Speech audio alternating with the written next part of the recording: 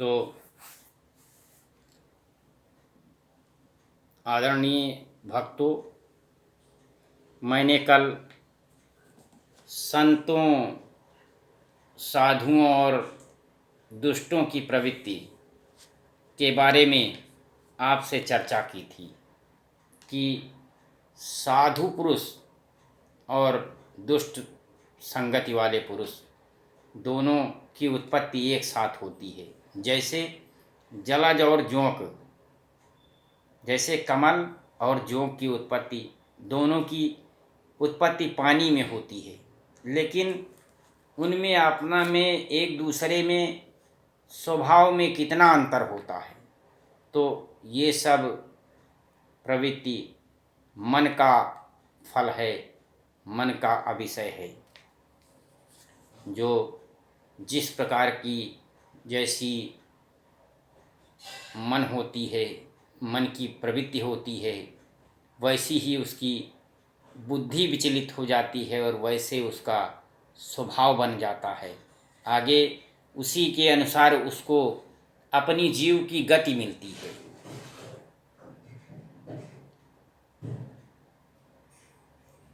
ईश्वर अपने मनुष्य के कर्म के प्रति उसको उसी प्रकार के जीव की गति देता है।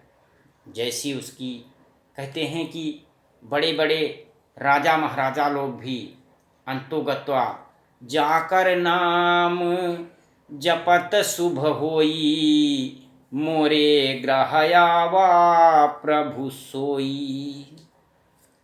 तो भगवान तो यदि आप श्रद्धा मन के साथ उनमें विश्वास करते हैं तो आपके घर में प्रकट हो जाएंगे। जैसे मैंने कल कहा कि हरि व्यापक सर्वत्र समाना, प्रेम ते प्रगट हो ही मैं जाना।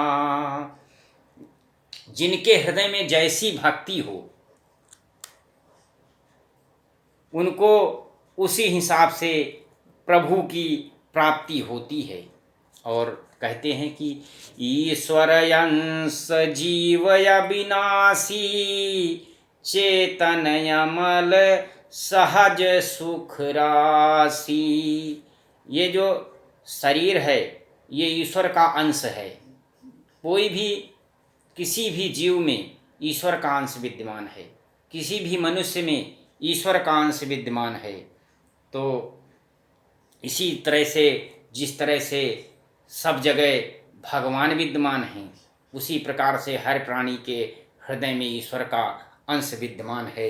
और वही एक अमृत के रूप में शरीर में कार्य करता है। और एक समय ऐसा भी आता है जब वो अमृत मनुष्य का क्षीण हो जाता है, पशु पक्षी या किसी भी प्राणी का क्षीण हो जाता है, और उस अमृत के क्षीण होते ही उसकी मृत्यु हो जाती है। तो और श्रीमद् भागवत में तो राजा परीक्षित ने मृत्यु की चिंता ना करके और श्रीमद् भागवत कथा का पान करके अमृत प्राप्त कर लिया। तो कथा में ऐसा रस है, कथा में ऐसा सार है जिससे आदमी को अमृत प्राप्त हो जाता है। मृत्यु का कोई मोल नहीं है, क्योंकि मृत्यु तो मनुष्य को आनी ही है। ये शरीर तो क्षीण होना ही है, सभी का शरीर एक दिन नष्ट होना ही है। जब भी मनुष्य अच्छे कर्म करेगा तो उसकी आगे चलकर अच्छी गति होगी, और यदि मनुष्य खराब कर्म करेगा, नाना प्रकार के पाप करेगा, तो उसकी दुर्गति होगी। अंत समय में बहुत ही कष्टप्रद जीवन होगा। और ऐसे समय में ऐसे ऐसे लोग होते हैं जिनको बाद में बहुत ही कष्ट होता है और उनका शरीर छोड़ना मुश्किल हो जाता है।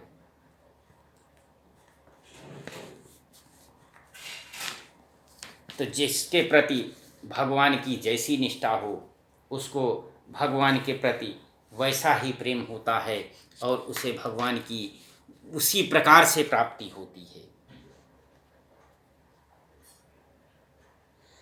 जब पृथ्वी पर अनर्थ बढ़ जाएगा, इतना अधिक पाप हो जाएगा कि पृथ्वी त्राहि त्राहि करने लगेगी, तब तब धरि प्रभु विविध शरीरा, हरहि कृपा निधि सज्जन पीरा।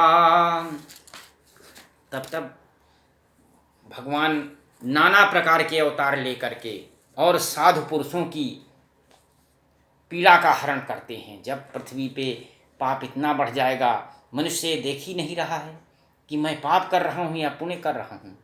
किसी को ये सोचने की फुर्सत नहीं है आज के समय में कि मैं जो कार्य कर रहा हूँ ये उचित कर रहा हूँ अथवा अनुचित कर रहा हूँ।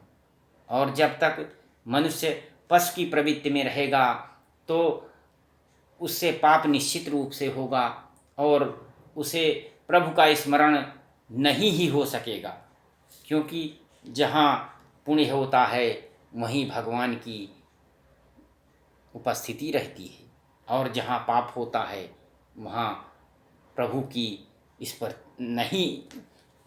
की उपस्थिति नहीं होती है। जैसे सब जब ये तो हमारा उत्तर प्रदेश तो बहुत ही पुण्य प्रदेश है, क्योंकि इसमें एक तरफ काशी है तो एक तरफ अयोध्या है।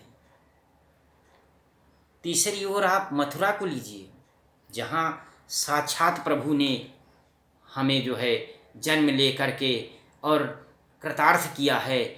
हम तो बहुत ही पुण्य के भागी हैं कि जिन लोगों ने उत्तर प्रदेश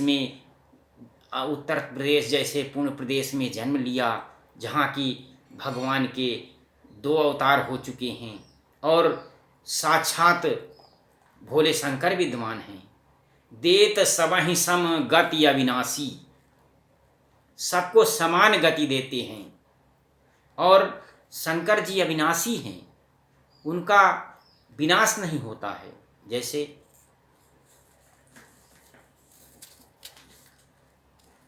हनुमान जी अजर अमर हैं और चारों युग परताप तुम्हारा, है प्रसिद्ध जगत उजियारा। चारों युगों में, सतयुग त्रेता कलयुग, सभी में उनका हर युग में प्रताप विद्यमान है। जो वो लोग धन्य हैं जो नित्य भगवान की पूजा करते हैं, श्री कृष्ण भगवान की पूजा करते हैं, भोलेनाथ भगवान की पूजा करते हैं और प्रभु हनुमत जी को बराबर भजते हैं।